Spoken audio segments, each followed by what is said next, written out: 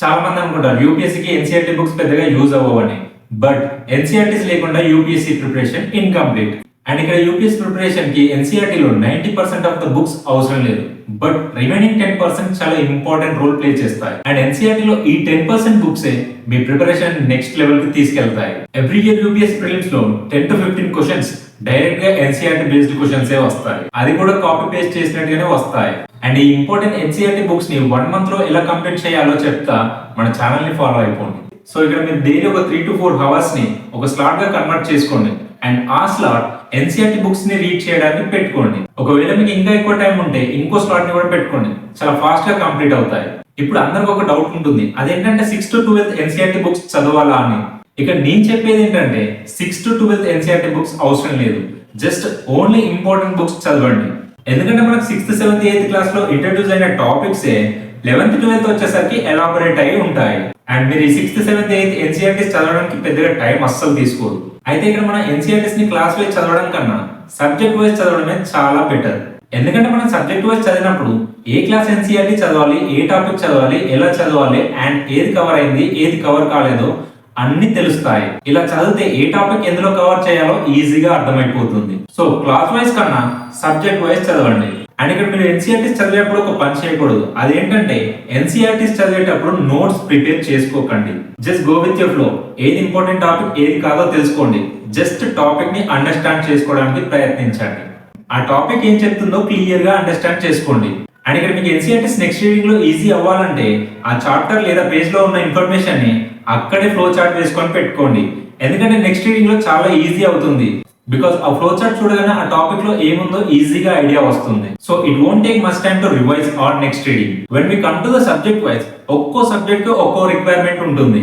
For example మనం geography తీసుకుంటే maths, concepts and diagrams ఇవి చాలా ఇంపార్టెంట్. ఎందుకంటే నువ్వు జాగ్రఫీలో ఏది చదివినప్పుడు మ్యాథ్ ని అండర్స్టాండ్ చేసుకోలేకపోతే ఏది గుర్తుండదు. ఇప్పుడు జాగ్రఫీ చదివేటప్పుడు ఈ 3 things గుర్తు పెట్టుకొని చదవండి. ఇక జాగ్రఫీ ఎన్సీఆర్టీ విషయానికి వస్తే 11th and 12th are the most important books for geography.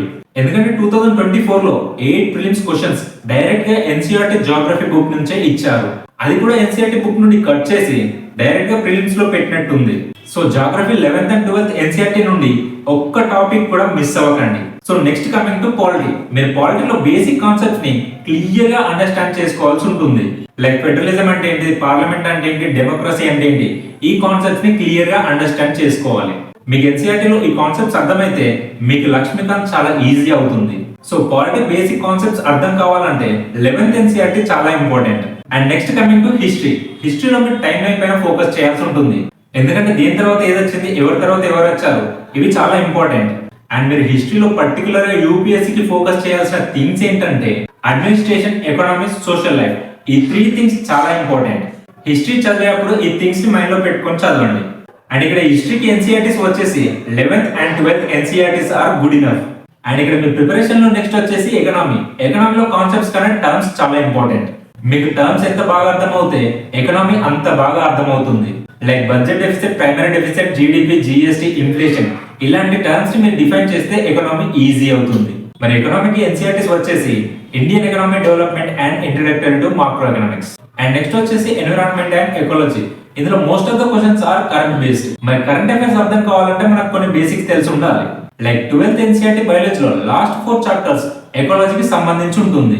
ఆ 4 చాప్టర్స్ చదివితే మీకు ఎకాలజీ పైన బేసిక్స్ బిల్డ్ అవుతాయి. అండ్ మనకు ఫైనల్ గా సొసైటీ పైన కొంచెం అవగాహన ఉండాలంటే ఎన్సీఆర్టీస్ లో explaining society, India and beyond ఇది సరిపోతుంది. ఈ ఇంపార్టెంట్ ఎన్సీఆర్టీ బుక్స్ చదివితే జస్ట్ 1 month లో ఎన్సీఆర్టీస్ కంప్లీట్ అవుతాయి. సో వీటిని బేస్ చేసుకొని స్టాండర్డ్ బుక్స్ వెళ్ళొచ్చు. సో స్టాండర్డ్ బుక్స్ చదవడం అప్పుడు ఈజీ అవుతుంది. మీకు ఏమైనా డౌట్స్ ఉంటే కామెంట్ బాక్స్ లో కామెంట్ చేయండి.